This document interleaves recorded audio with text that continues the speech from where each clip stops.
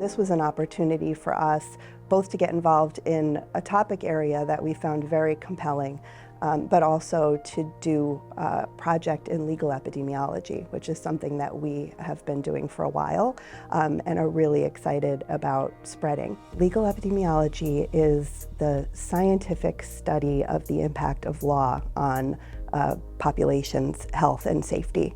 And so what we do is we basically quantify law and regulation in a way that makes it able to be studied in outcomes and policy evaluation research.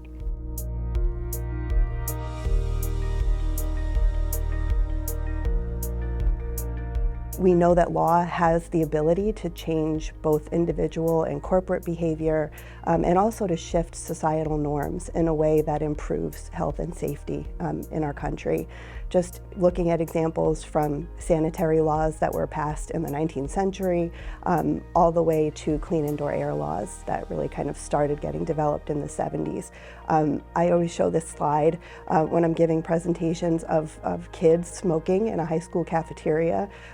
There was only a federal law that prohibited that as of 1994, so it wasn't that long ago that kids were smoking in school, and we wouldn't even think of that as a thing these days, and a lot of that is because of the impact of law to shift the way we think about these behaviors that really impact our health.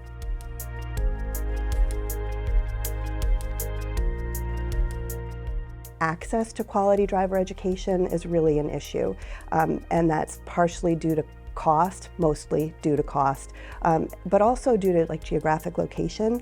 Whether you live near a quality driving school, a lot of new drivers in rural areas take driver education remotely, and there are some issues with the quality and effectiveness of remote driver education. And so those kinds of issues really emerge.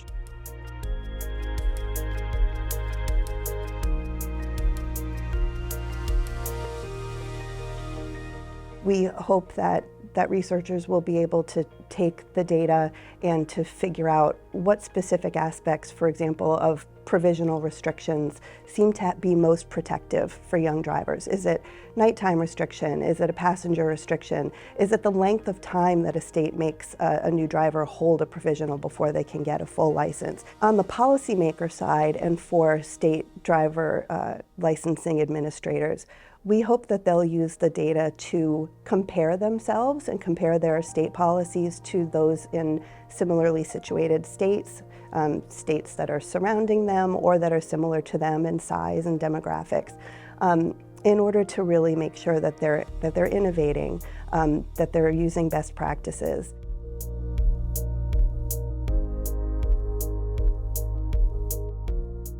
The #1 cause of death for young people aged 15 to 20 in this country is still motor vehicle crashes.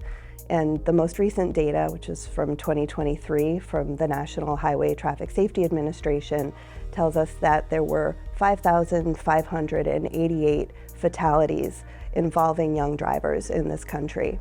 Of those, 38% were the young driver themselves, 20% of them were their passengers, 29% of them were occupants of other vehicles involved in that crash, and around 13% of them were non-occupants, so they were either pedestrians or cyclists that were involved in that crash.